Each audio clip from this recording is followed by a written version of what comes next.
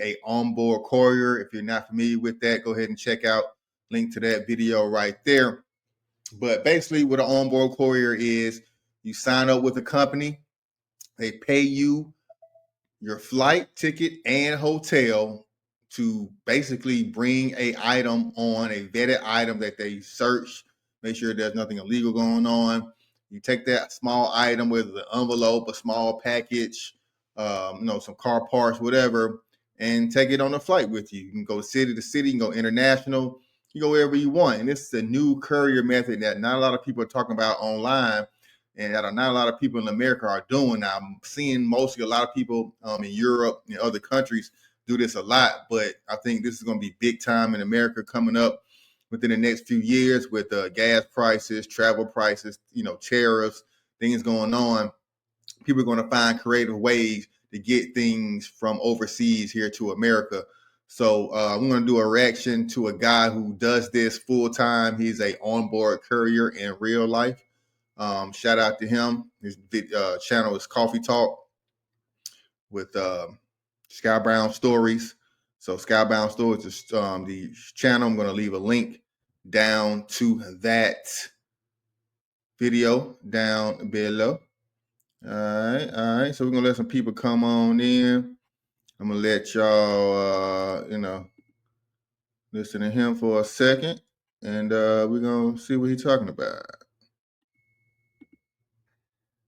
Which were also really busy because of customs, immigration.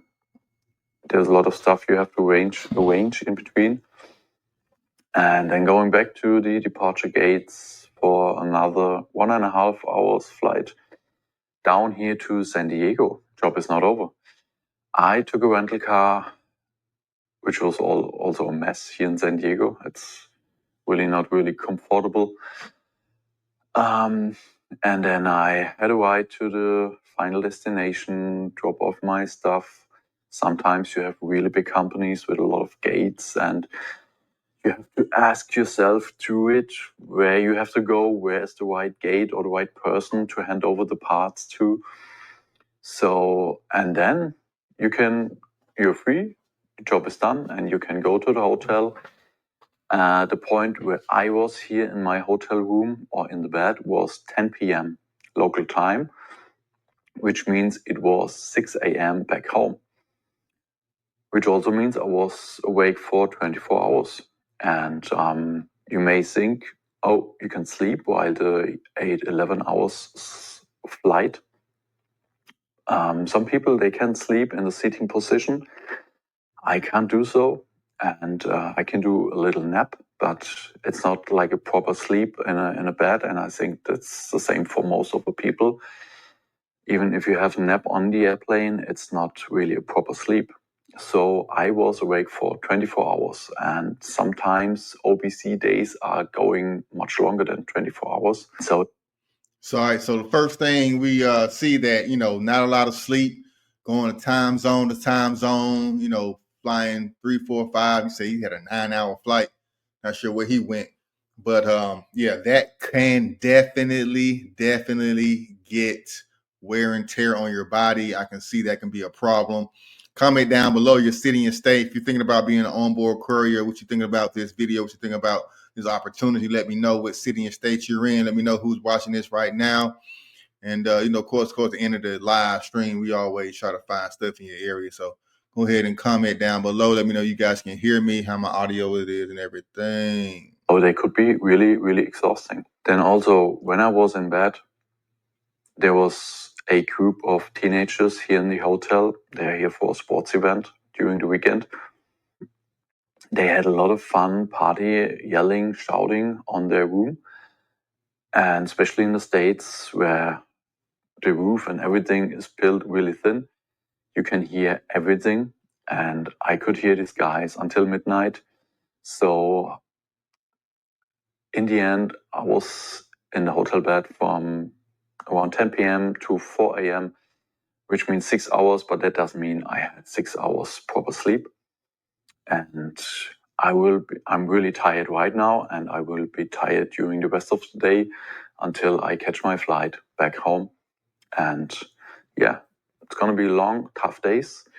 sleep isn't always that good, not in the airplane, and even sometimes not in the hotel room. Anyway, have a sip. So another point about being an OBC, you are at the same places all the time. I was in Nicaragua, I was in Laos and in Puerto Rico, just to mention a couple of exotic places. All right, so that's pretty cool, man. Laos, Puerto Rico. I love to travel for them. Have somebody pay for me to travel to those type places. He is in America right now, so he didn't get a lot of sleep. Said some teams had him up. I've been in hotels when like baseball or soccer teams been traveling, and they can get kind of loud. Being in a hotel, young guys, so I can understand. It looks like kind of the cons of this is lack of sleep, lack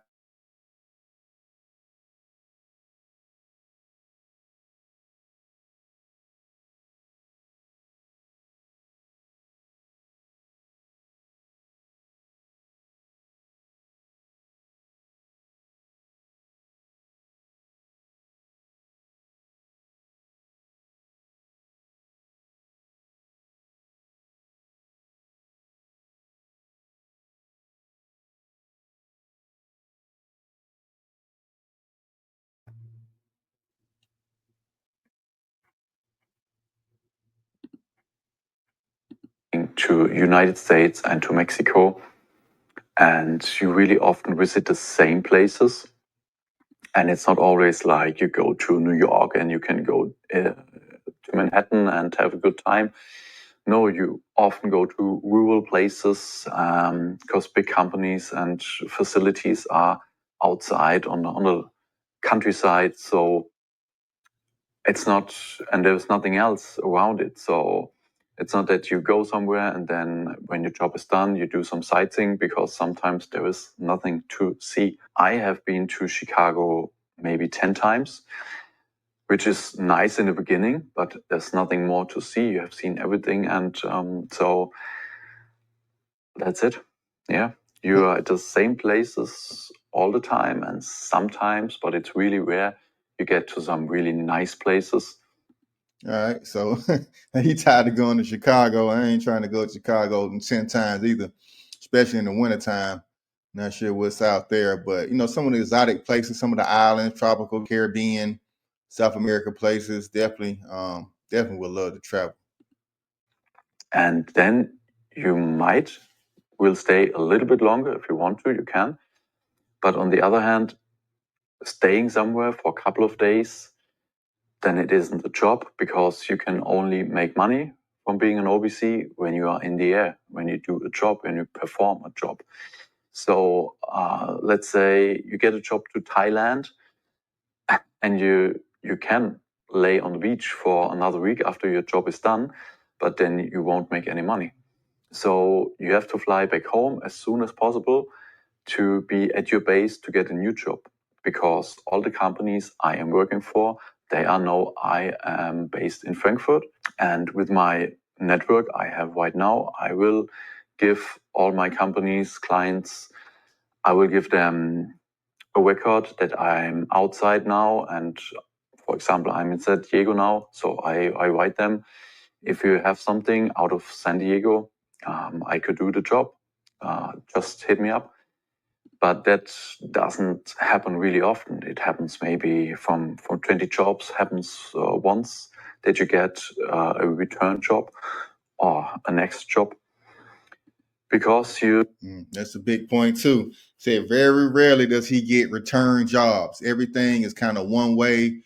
He's based out of Frankfurt, Germany. He's been to Chicago 10 times. So Frankfurt to Chicago, and then you just sitting there and you have to looking like pay for your own flight back home to get another the other role. That's kind of crazy. What y'all think? Let me know. Is this worth it or not? You build up the space at your home, and companies will rely that you are there for them, and so they ask you, actually, are you available at your home base? And yeah. So that means you have to go back to get a new job. And if you lay on the beach or do sightseeing, you will not make money. And it's a job. It's not a holiday or vacation. It's a job.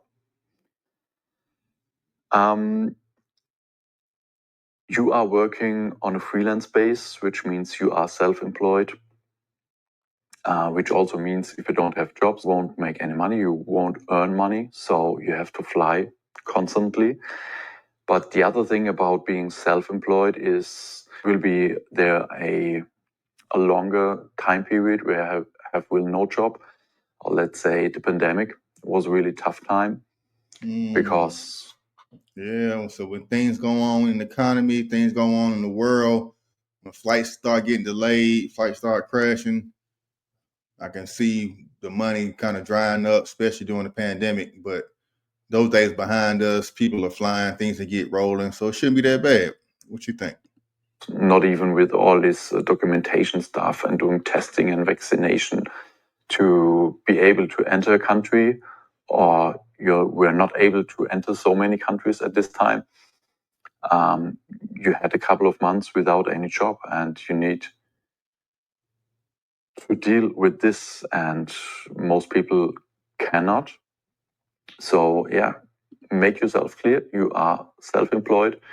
If you don't have jobs, you don't make money. If you're in a office job right now and you're working 9 to 5, you don't have a base to be an OBC, because when you get a call, you need to be at the airport within a couple of hours. But if you have an employment, you cannot leave your working space. So you don't have the base. So you need to create your base. You need to be available all the time. But on the other hand, in the beginning, you don't have experience, you don't get jobs. If you don't get jobs, you won't get any experience. So you have to break through this circle. You need to. Okay, so it looks like it's kind of tough to get in, to kind of crack the code. You have to be available to actually get the routes, and probably people who've been doing this a lot longer and have a base, they're going to call them first. So trying to get in may be trouble, especially trying to do a part-time job with this, trying to do other things. They want you to be available all the time. So when you're ready to pick up and go, I don't know how much lead time they give you, but if you signed up, say it's like an Uber app, if you active online and you're ready to get loads, then you got to be ready to go at a moment's notice. What it's looking like, I don't know. You have your unique selling points. Why should companies hire you? And this is really hard to get in the beginning. We'll have one job in a month and then another month with one job. And so you also need to be flexible, also finance-wise, to get through these times. So to get in this is really hard, and all on a self-employed base. So this could be really tough for a lot of people. Yeah, the majority of people flying in this world are flying for leisure, for holidays.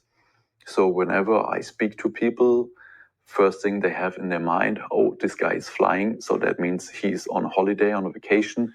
But no, I'm not.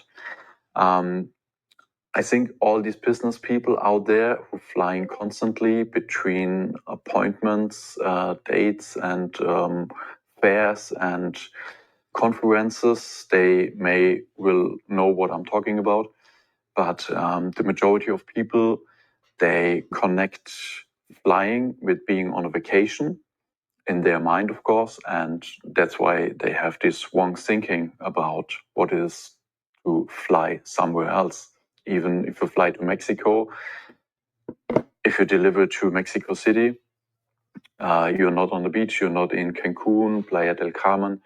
You're just within a big city, and it's everything but not a vacation. And yeah, you are always in a time pressure. Your customers will call you, write you text message, emails all the time. Hey, where are you at the moment? What is the next update? Micromanaging, I don't like that. Don't be calling me every 5 seconds trying to figure out where your package is. And even if a job is running smooth and everything is going by plan, it's mentally really exhausting because you get these phone calls and you have to write updates all the time. So it's not that you're sitting in an airport lounge when you have your status and could chill. So you have to do a lot of things around it. And you have to deal with this, of course. On the other hand, it's getting really, really tricky when the plans didn't go as they should be.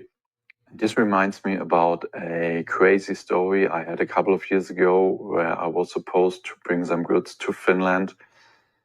The truck driver didn't arrive in time, didn't make it to the check-in. So some people would say, oh, it's not my fault. I would go back home and come back the next day, take the next available flight. But this is not how it works as an OBC. Even other people bring up the problems. It is up to you as an OBC to find a solution and to perform the solution, which I did at this point. It was a really tough one. So if you want to hear this story, just let me know in the comments below. And I'm more than happy to share this funny story with you guys. If you have any other questions, just let me know. All right, so that's the deal. That's what it is. That's your boy, Skybound Stories. Go ahead and check him out. Link to this channel will be down in the description. You can see all about his journey and that funny, crazy story about him taking stuff to Finland.